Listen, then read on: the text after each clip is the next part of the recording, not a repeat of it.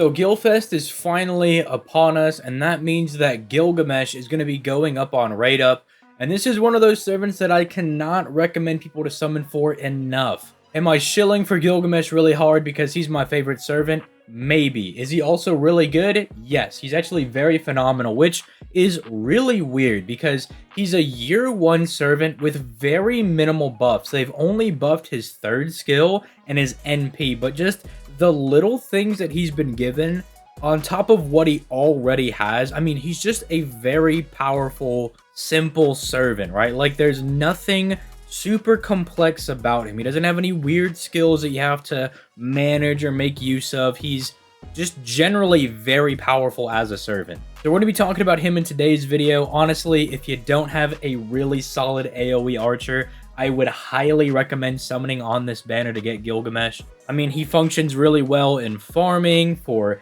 AoE content where there's like numerous boss enemies to fight. He works very well even as a single target. You might have heard as a new player that he's an AoE that does single target damage, and you're kind of right about that one. I mean, when he's fighting most servants, like 90% of them, you will feel that power. Now, with that being said, if you enjoy FGO content, I upload these videos every single day, and all I ask for in return is a like on the video and a subscribe to the channel. But if you're feeling feisty and you really like what I do, you can click that join button to become a channel member. But with that being said, let's go ahead and start off by talking about Gilgamesh's hits, which arguably this is why Gilgamesh has retained such a high level of relevancy, because you'll notice he has 5 hits on everything and 8 hits on his extra attack. For whatever reason, they thought this wouldn't be broken at all whatsoever. You can see that they tried to give him like a 0.34% NP per charge, and then they tried to give him like an 8% star gen value, but that didn't hurt him because his hits are so high. And at least for the NP thing, they actually gave him 2 skills to help him out with genning his NP. So if they were trying to limit how easy it was to get his NP, they really didn't do a good job at that.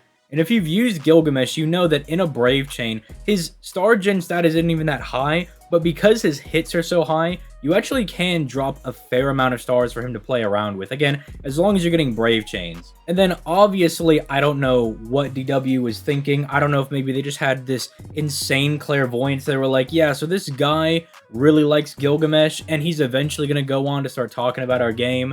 And he's going to really like the extra attack and try to make that a big deal because, you know, it's our composite card that gens NP, star gen, you know, it does big damage, all that stuff. What if we just gave his favorite servant the mightiest of extra attacks with 8 hits? To just really give Gilgamesh that extra bit of star gen and that extra bit of NP gen. So again, this is probably why Gilgamesh, among all the other year 1 servants, still stands out, because his base hits are so high, and that just fundamentally gives him a very solid foundation as a servant. Because, I mean, let's just jump right into his skills, but none of these are really super exceptional. I mean, skill 1 is a charisma. It's a very high charisma at 21%, but it's still just a 21% attack buff for the entire party that lasts for 3 turns on a 5-turn cooldown. Again, that's not bad, and especially during year 1, that was really powerful because most of the skills running around only had 1 effect. So him having this really powerful charisma that also went on to everybody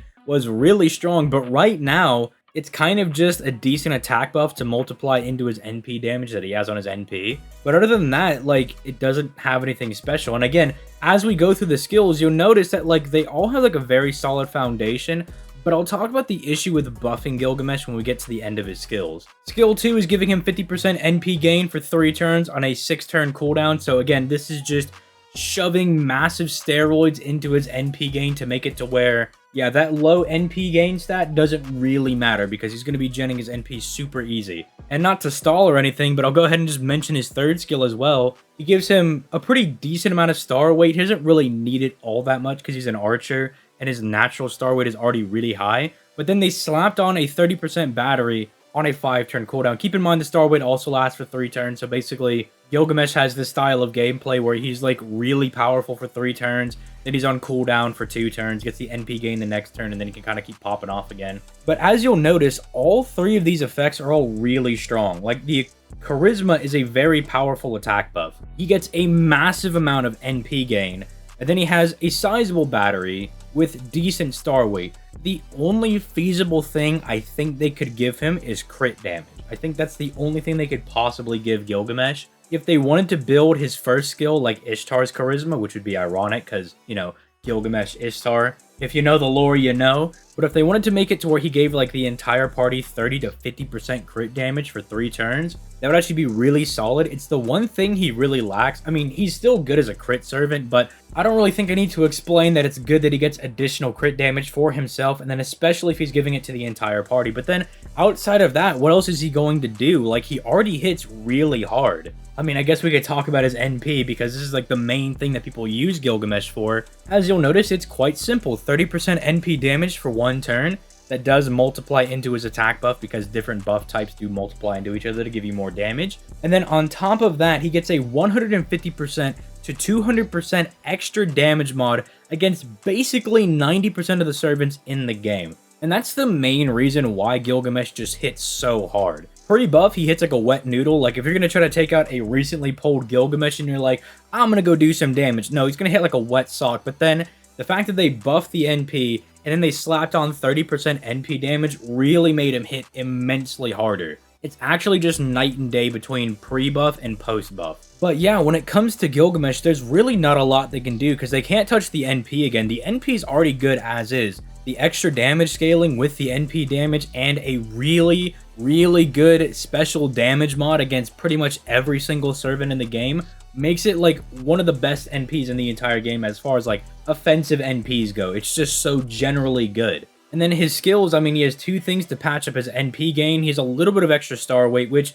even being an archer with a high natural star weight, this just more or less guarantees the stars go to him. And then just a solid attack buff that multiplies into his NP damage is just really good, but there's really not a lot they can do for him. Are they going to give him another battery? No, they can't do that. I mean, they could, but I don't know why they would. It would just make him even better than he already is. Which I guess is kind of the point. Gilgamesh as is pretty much fine. Like, they don't really need to do anything to him. It's very similar to Jalter, right? Jalter's a very good servant, and then they decided to give her a little buff to her NP, which she didn't really need, but it was nice, right? You'll notice they give, like, little buffs like that to already, like, really powerful servants. And so if Gilgamesh does get a buff in the future, I expect it just to be, like, crit damage or something. Maybe if they're feeling a little bit cheeky, they give him star gen. I could see them doing that. Because, again, he can already gen pretty decent stars in a Brave Chain because his hits are so high. But if they gave him, like, a 50% star gen buff for, I don't know, 3 turns, it would basically allow him to front his own stars while he's doing damage. And then the cycle of gameplay would literally just be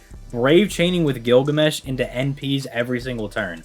Or at least every other turn, because he'd just be providing all the stars for himself, which means big buster crits, big art crits for refunds, which means more NPs, and the cycle would just continue. But this is actually one of those things that I would actually love to hear you guys' thoughts on what you would buff Gilgamesh with, because when it comes to Gilgamesh, I don't really know what else they would want to give him, because surely they don't give him anything else that influences his NP damage, right? They don't give him a buster buff or lowering the enemy's buster resistance. They don't give him anything like that because his damage is already really solid. If you look at the NP damage charts, with his special damage mod, again, against literally every servant in the game, he's beating out all the other AoE archers. The only one that can even contest him are the other archers with their special damage mods, but the thing is, I'd say Gilgamesh is just a bit more accessible because you can do it against literally any servant, right? Whereas Napoleon and Tesla do have limits. Tesla's also pretty accessible, but it's really hard to compare to just basically any servant for free. And some of those servants he can't even hit, like Skahawk. It's like, man, he doesn't even want to fight them anyway, right? Like, why would you bring him to a fight with Skahawk, huh? What, do you just want him to get bodied or something? That's not nice.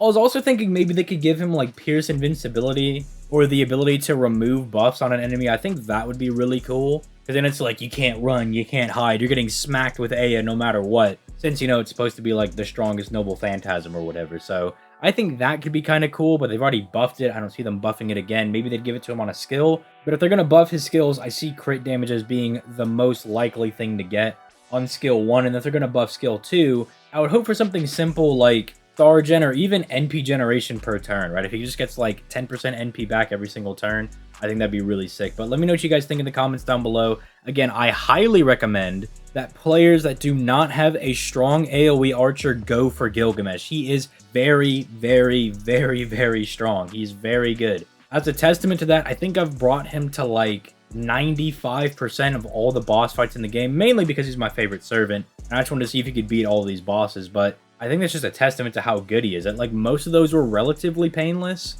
There's obviously some that were a little hard to do because of type disadvantage, but yeah, he's definitely a very solid servant. I hope you guys enjoyed the video. Again, if you did, like and subscribe, all that good stuff. But with that being said, I'm going to go ahead and get out of here. You guys have yourselves a nice day. Peace. Late, guys.